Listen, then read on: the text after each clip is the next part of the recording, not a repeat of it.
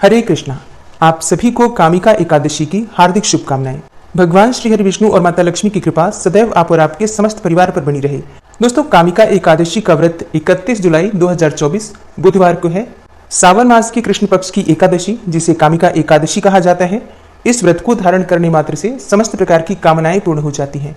समस्त प्रकार के जाने अनजाने में किए गए जो पाप कर्म होते हैं, कायिक, वाचिक, मानसिक, सभी प्रकार के पाप कर्म समाप्त हो जाते हैं और भगवान श्री हरि विष्णु की असीम कृपा हमें प्राप्त होती है, जिससे कि इस जन्म में समस्त प्रकार की भौतिक इच्छाएं पूर्ण होती हैं और मरणोपरांत वैकुंठ लोक की प्राप्ति होती है।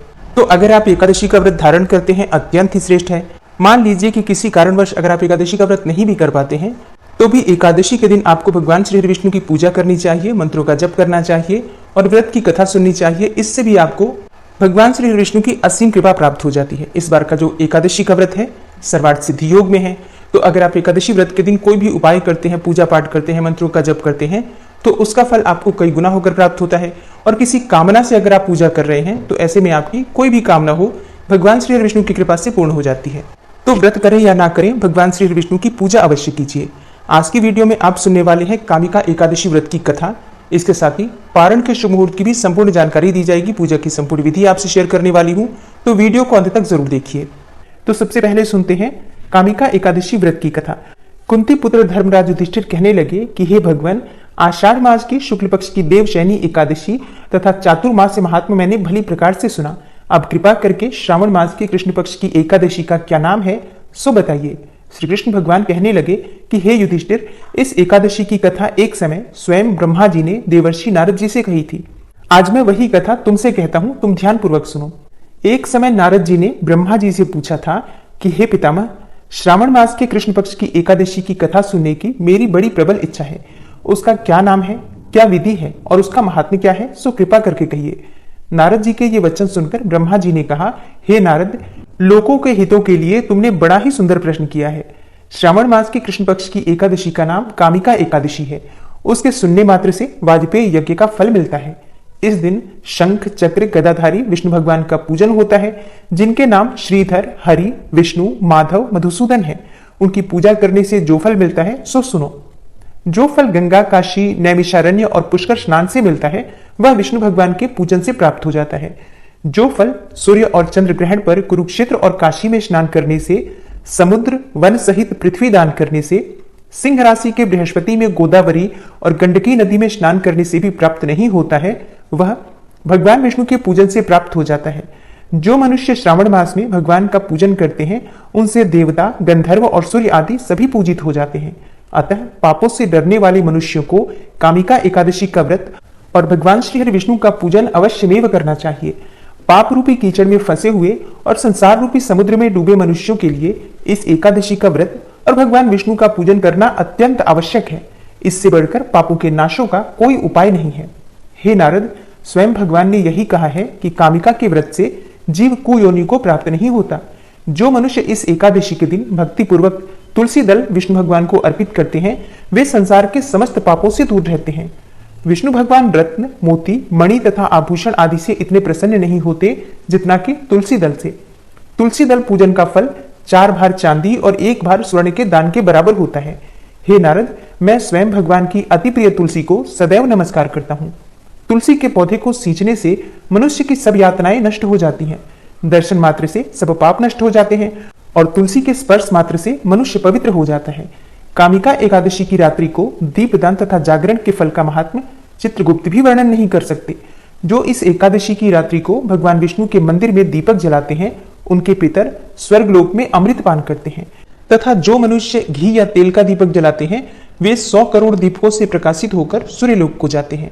ब्रह्मा जी कहते हैं कि हे नारद, ब्रह्म हत्या तथा भ्रूण हत्या आदि पापों को नष्ट करने वाली इस कामिका एकादशी का व्रत मनुष्य को यत्न के साथ करना चाहिए।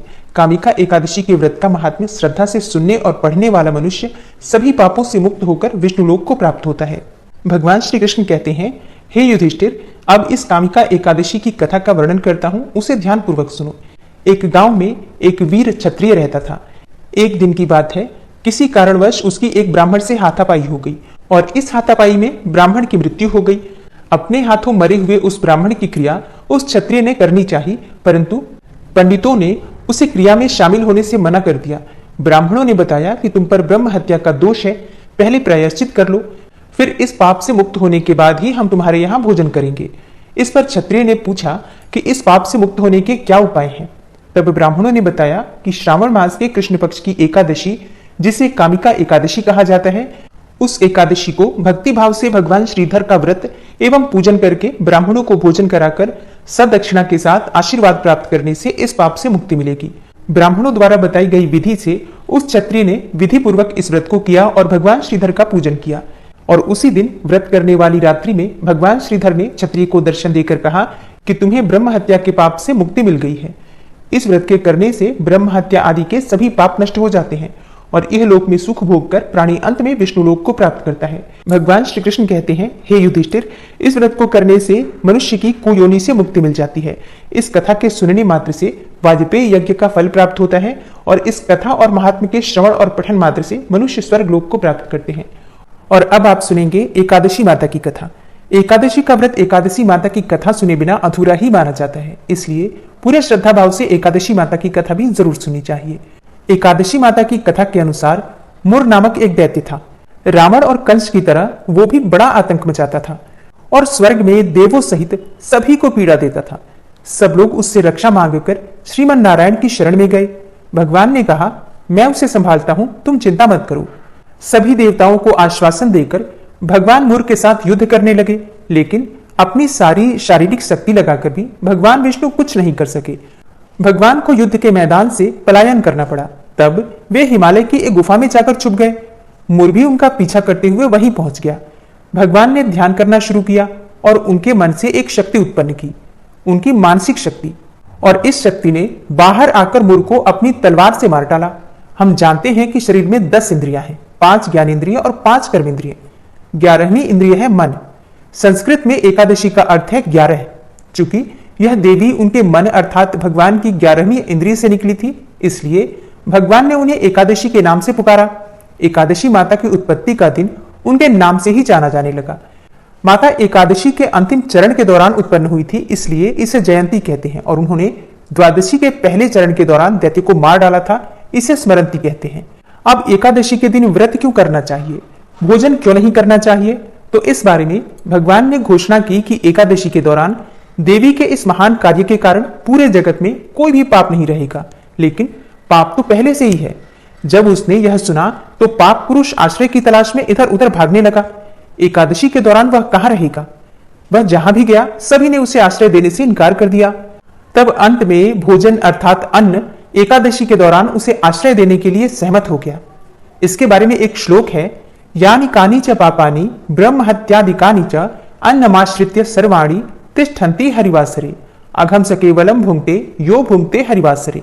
तो एकादशी के दौरान सभी पाप भोजन में ही आश्रय लेते हैं, और जो कोई मनुष्य इस दौरान यानी एकादशी के दौरान भोजन करता है, ये पाप उस व्यक्ति में प्रवेश करेंगे और रोग, समस्या, हानि, परेशानी इत्यादि बन जाएंगे।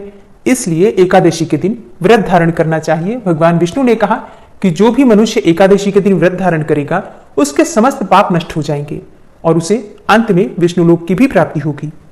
एकादशी को विष्णु भगवान की कन्या भी कहा जाता है, क्योंकि वह भगवान की मानस पुत्री है। उनकी मूर्ति पुरी जगन्नाथ मंदिर और द्वारका धाम में भी है। भगवान के धर्म की रक्षा के लिए जितने भी अवतार हैं वे सभी एकादशी के दिन ही हुए हैं, इसलिए यह इतना पवित्र दिन है। एकादशी व्रत का प्रभाव बताते हुए भगवान श्री कृष्ण ने धर्मराज युधिष्ठिर से कहा, गालो मुनि का भद्रशील नाम का एक पुत्र था। भद्रशील ने छोटी उम्र से ही एकादशी व्रत का पालन करना शुरू कर दिया। मुनि ने उन्हें ऐसा करने के लिए कभी नहीं कहा था। एक बार मुनि ने भद्रशील से पूछा कि उन्हें इस व्रत को करने को किसने कहा है। भद्रशील ने कहा कि मैं तो कई जन्मों से एकादशी का व्रत करता आ रहा हूं। आमतौर पर किसी को भी अपना पिछला जन्म याद नहीं रहता। जब तक आप मां के गर्भ में होंगे तब तक आपको पिछले जन्मों की याद रहेगी, लेकिन जन्म से ठीक पहले यह स्मृति मिट जाती है। लेकिन भद्रशील को पिछले जन्म की याद उस समय भी थी। यह एकादशी व्रत की शक्ति थी जिसका वे पालन करते थे। वे एक पूर्व जन्म में धर्मकीर्ति नामक राजा थे। धर्मकीर्ति बहुत क्रूर था, उसे कोई पसंद नहीं करता था। ऐसा कोई पाप नहीं था जो उसने नहीं किया हो। एक बार वह अपने सैनिकों के साथ शिकार पर गया।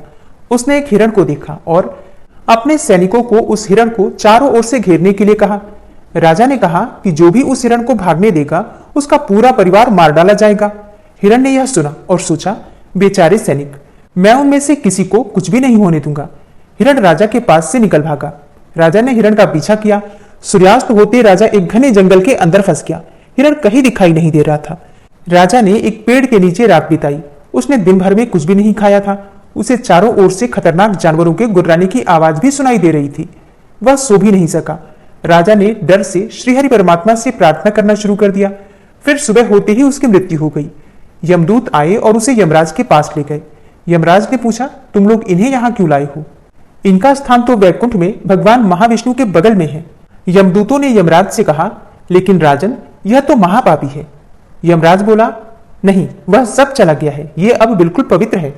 जिस दिन इसकी मृत्यु हुई वह एकादशी थी। उन्होंने दिन भर उपवास किया और रात में जागते हुए श्रीहरि का स्मरण किया। उनके सारे पाप दूर हो गए, ये पवित्र हो गए। तब यमराज ने स्वयं एक स्वर्ण रथ बुलवाया और राजा को वैकुंठ भेज दिया। इसके बाद जब लोगों को इस बारे में पृथ्वी पर पता चला तो वे सभी एकादशी का पालन करने के लिए और अधिक उत्साहित हो गए। तो प्रेम से बोलिए, एकादशी माता की जय। एकादशी के दिन भगवान श्री हरि विष्णु की कृपा की प्राप्ति के लिए श्रीमद् भगवद गीता का पाठ पढ़ना चाहिए या फिर सुनना चाहिए, विशेषकर श्रीमद् भगवद गीता का 11वां अध्याय। तो आज आप सुनने वाले हैं श्रीमद् भगवद गीता का 11वां अध्याय। भगवान श्री कृष्ण का ध्यान कीजिए और अपने हृदय में उन्हें विराजमान करके ओम नमो भगवते वासुदेवाय नमः इस मंत्र का उच्चारण कीजिए। फिर पूरे भक्तिभाव से इस पाठ का श्रवण करते हैं। अर्जुन ने कहा, हे भगवान, मुझ पर कृपा करके गुप्त आध्यात्म विषयक वचन जो आपने मुझसे कहे उससे मेरा मोह दूर हो गया।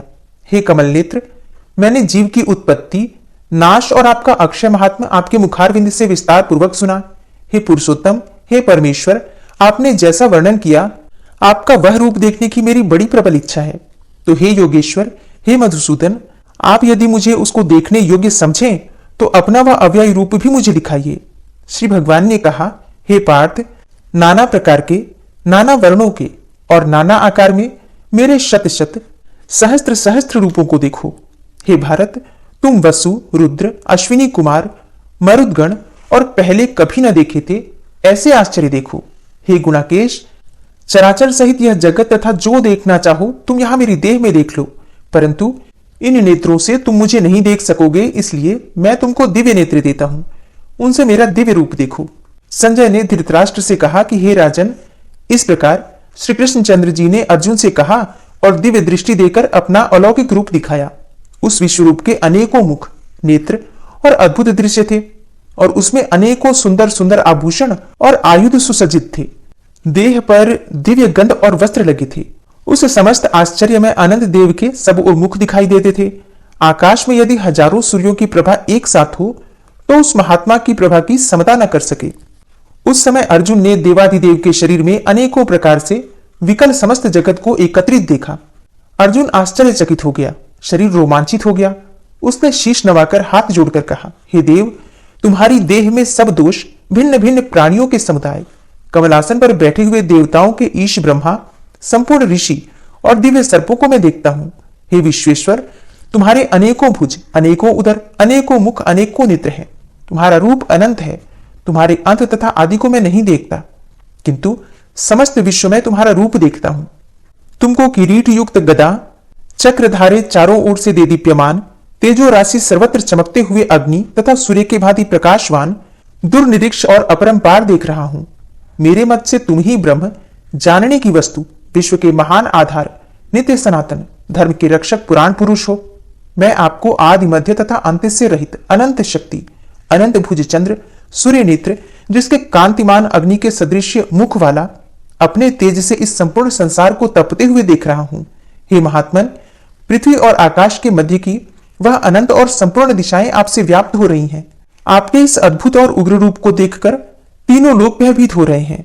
यह देवताओं के समूह तुम्हारी शरण में आ रहे हैं। उनमें कितने ही भयभीत होकर हाथ जोड़कर तुम्हारी प्रार्थना कर रहे हैं। महर्षियों और सिद्धों का समूह स्वस्ति कहकर नाना प्रकार से तुम्हारी प्रशंसा कर रहा है। रुद्र, आदित्य, वसु, साध्य, विश्वदेव, अश्विनी, मारुत पिता, गंधर्व, यक्ष, असुर, सिद्ध और इनके संग विस्मित होकर आपकी ओर देख रहे हैं। हे महाबाहो, अनेकों नेत्र, बहुजांग, पेट, कराल, दंत युक्त तुम्हारा यह विशाल रूप देखकर सब अत्यंत भयभीत हो रहे हैं और मैं भी घबरा रहा हूं। आकाश तक पहुंचे हुए प्रकाशमान और अनेकों वर्ष से फैलाए हुए मुख के जलने वाले विशाल नेत्रयुक्त तुमको देखकर हे विष्णु, मेरा जी घबरा रहा है, मुझसे धैर्य धरा नहीं जाता और चित्त स्थिर नहीं होता। हे देवेश, हे जगन निवास, भयंकर दाढ़ों वाले और कालाग्नि के सदृश आपके मुखों को देखकर मुझे दिशाएं नहीं सूझती, मैं शांति नहीं पाता, इसलिए मुझ पर दया करो। धृतराष्ट्र के दुर्योधन आदि पुत्र अपने साथ राजाओं और भीष्म, द्रोण और कर्ण तथा हमारी ओर के मुख्य मुख्य योद्धा बड़ी बड़ी दाढ़ों से युक्त विकराल आपके मुख में प्रवेश कर रहे हैं, और उनमें कितने लोग आपके दांतों से दबकर ऐसे दिखाई देते हैं मानो उनका शरीर चूर्ण हो गया हो। जैसे नदियों की अनेकों जलधाराएं समुद्र की ओर बहती हैं, वैसे ये मनुष्य लोक के वीर आपके मुखों में प्रवेश कर रहे हैं। अग्नि में पतंग की तरह सब लोग भी अपने नाश के लिए आपके मुख में बड़ी तेजी से प्रवेश कर रहे हैं। हे विष्णु, जलते हुए मुखों से चारों ओर से सब वीरों को निगलकर आप जीभ चाट रहे हैं। आपकी तीक्ष्ण प्रभाएं समस्त संसार को तेज से व्याप्त करके तृप्त हो रही हैं। यह भयानक रूपधारी कौन है, यह मुझसे कहो। हे देववर, आपको नमस्कार है, मुझ पर प्रसन्न हो। हे जगतकर्ता आदि पुरुष, आपको जानने की मैं इच्छा रखता हूं, क्योंकि आपकी यह प्रवृत्ति मेरी समझ में नहीं आती है। श्री भगवान बोले, संसार का नाश करने वाला मैं उग्र काल हूं, सबका संहार करने के लिए आया हूं। तुम्हारे युद्ध न करने पर भी ये वीर जीवित न रह सकेंगे, अतएव तुम उठो, शत्रुओं का संहार कर यश को लेकर इस समृद्धशाली राज्य का भोग करो। हे सव्यसाचिन, उनको मैंने पहले ही मार रखा है, तुम केवल निमित्त मात्र हो जाओ। मेरे मारे हुए द्रोण, भीष्म, जयद्रथ, कर्ण और अन्य योद्धाओं को मारो, घबराओ मत, युद्ध करो, तुम संग्राम में शत्रुओं को जीतोगे। संजय ने कहा। इस प्रकार श्री कृष्ण जी के वचन सुनकर मुकुटधारी अर्जुन हाथ जोड़ कंपित और भयभीत हुए साष्टांग प्रणाम कर नम्रता पूर्वक बोले, हे ऋषिकेश, आपके गुणगान करने से सब संसार प्रसन्न और प्रेममग्न हो रहा है। राक्षस डरकर दिशाओं की ओर भाग रहे हैं और सिद्ध आपको नमस्कार करते हैं, सो ठीक ही है। हे महात्मन, हे अनंत, हे देवाधिदेव, हे जगन्निवास, आप ब्रह्म से भी श्रेष्ठ हो, आपको देवता क्यों न नमस्कार करें। व्यक्त और अव्यक्त आप हो तथा इन दोनों से परे अक्षर भी आप हो। हे अनंत, आप आदिदेव हो, पुरातन पुरुष हो, विश्व के परम आधार हो, ज्ञाता और ज्ञेय हो, श्रेष्ठ स्थान आप हो, विश्व का विस्तार करने वाले भी आप ही हो। आप वायु, यम, अग्नि, वरुण, चंद्र, ब्रह्मा और ब्रह्मा जी के भी पिता हो, आपको नमस्कार है और बार बार आप ही को नमस्कार है। हे सर्वस्वरूप, आप अनंत वीर्यवान तथा अतुल पराक्रमी हो, आप जगत में व्याप्त हो, इसलिए स्वरूप हो। तुम्हारी महिमा को न जानकर मैंने तुमको अपना मित्र मानकर हे कृष्ण, हे सखे, ऐसे जो तिरस्कार से कहा, सो प्रमाद से अथवा स्नेह से हे अच्युत, तुमसे इन बोलों की क्षमा मांगता हूं, जो कि परिहास से विहार, सोने, बैठने और भोजन के समय अकेले अथवा मित्रों के मध्य में तुम्हारा कभी अपमान किया है। तुम इस स्थावर जंगम रूप से पिता, पूज्य और महान गुरु हो, त्रिलोकी में भी तुम्हारे समान कोई नहीं है, तुमसे अधिक अतुल प्रभाव कहां से होगा। इसलिए हे ईश, तुमको शीश झुकाकर प्रणाम करता हूं, मुझ पर कृपा करो। हे देव, जैसे पिता पुत्र के, मित्र मित्र के और प्रिय प्रिया के अपराध क्षमा करता है, वैसे ही तुम मेरे अपराध क्षमा करो। हे देव, पहले कभी नहीं देखा ऐसा आपका रूप देखकर मैं प्रसन्न हूं और भय से मेरा मन व्याकुल भी है, इसलिए वही पहला रूप मुझे दिखाओ। और हे देवेश, हे जगन्निवास, आप प्रसन्न हो। हे सहस्त्रबाहु, हे विश्वमूर्ति, मैं फिर आपको वही किरीट, गदा, औस्त्र, हाथ में चक्र धारण किए हुए देखना चाहता हूं। तब श्री कृष्ण भगवान ने कहा, हे अर्जुन, मैंने प्रसन्न होकर यह तेजोमय, अनंत, आद्य और विश्वरूप अपने योग के प्रभाव से तुमको दिखलाया है, जिसको तुम्हारे अतिरिक्त पहले किसी ने नहीं देखा था। हे पांडवों में श्रेष्ठ, मनुष्य लोक में तुम्हारे सिवाय कोई वेदों के अध्ययन, दान, अग्निहोत्र आदि और घोर तप करके भी यह रूप धारण किए मुझको नहीं देख सकता। मेरा ऐसा भयानक रूप देखकर तुम व्याकुल और मूढ़ न हो, भय त्याग कर प्रसन्न चित्त होकर फिर तुम मेरा वही रूप देखो। संजय ने कहा। इतना कहकर श्री कृष्ण जी ने फिर से चतुर्भुज रूप दिखलाया और सौम्य रूप धारण करके महात्मा ने अर्जुन को धीरज बंधाया। अर्जुन ने कहा, हे जनार्दन, आपके सौम्य दिव्य मंगल रूप को देखकर अब मैं प्रसन्न चित्त होकर स्वस्थता को प्राप्त हुआ। श्री कृष्ण जी बोले, हे अर्जुन, जो मेरा यह विश्वलय रूप तुमने देखा है, इसका दर्शन संभव नहीं है। देवता भी इस लय के दर्शन की आकांक्षा करते हैं।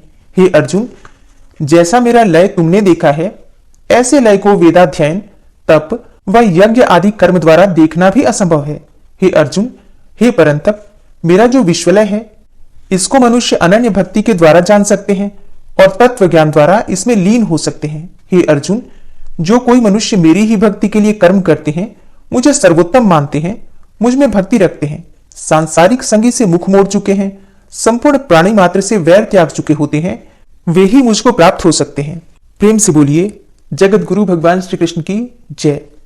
और अब जानते हैं कि एकादशी की तिथि कब प्रारंभ हो रही है, कब समाप्त हो रही है और व्रत हमें कब धारण करना है। देखिए, एकादशी की तिथि प्रारंभ हो जाएगी 30 जुलाई को शाम को 4:44 पर और समाप्त हो रही है 31 जुलाई को यानी कि बुधवार के दिन शाम को 3:55 पर। तो सूर्योदय कालीन तिथि के अनुसार 31 जुलाई 2024 बुधवार के दिन कामिका एकादशी का व्रत रखा जाएगा। 30 जुलाई को दशमी तिथि के नियम का पालन करेंगे। 31 जुलाई को हम व्रत धारण कर रहे हैं और 31 जुलाई को यानी कि बुधवार के दिन राहु काल का समय रहेगा दोपहर में 12:33 से दोपहर में 2:11 तक। राहु काल में कोई भी शुभ कार्य नहीं करना चाहिए और 31 जुलाई को अभिजीत मुहूर्त का समय नहीं मिलेगा आपको। इस दिन अमृत काल का समय रहेगा सुबह 7:01 से सुबह 8:36 तक। इस समय में आप पूजा पाठ करते हैं, व्रत का संकल्प लेते हैं तो ये बहुत ही श्रेष्ठ माना जाता है। एकादशी तिथि पर हम ब्रह्म मुहूर्त में स्नान करते हैं तो ब्रह्म मुहूर्त का समय आपको प्राप्त हो रहा है सुबह 4:25 से सुबह 5:13 तक। और कामिका एकादशी के दिन एक बहुत ही श्रेष्ठ और शुभ योग आपको प्राप्त हो रहा है सर्वार्थ सिद्धि योग का। सर्वार्थ सिद्धि योग में अगर आप कोई भी कार्य करते हैं तो उसमें आपको सिद्धि मिल जाती है, सफलता मिल जाती है।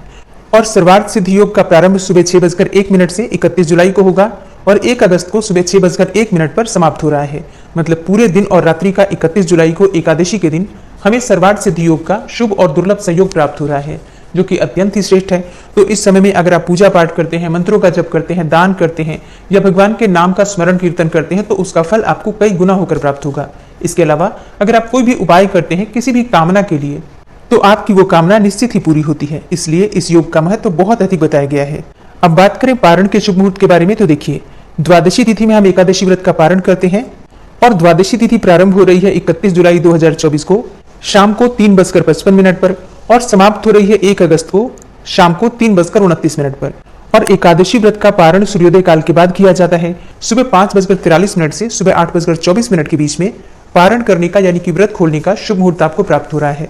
शुभ मुहूर्त का ध्यान जरूर रखिए, क्योंकि अगर हम व्रत सही समय पर नहीं खोलते हैं तो हमारे किए गए व्रत का संपूर्ण फल हमें नहीं मिलता। और उम्मीद करती हूँ कि आप इस चैनल पर आने वाली शिव महापुराण की कथा और प्रतिदिन की सावन मास की कथा भी जरूर सुनते होंगे। मिलती हूँ मैं आपसे अगली वीडियो में, तब तक के लिए जय श्री राधे।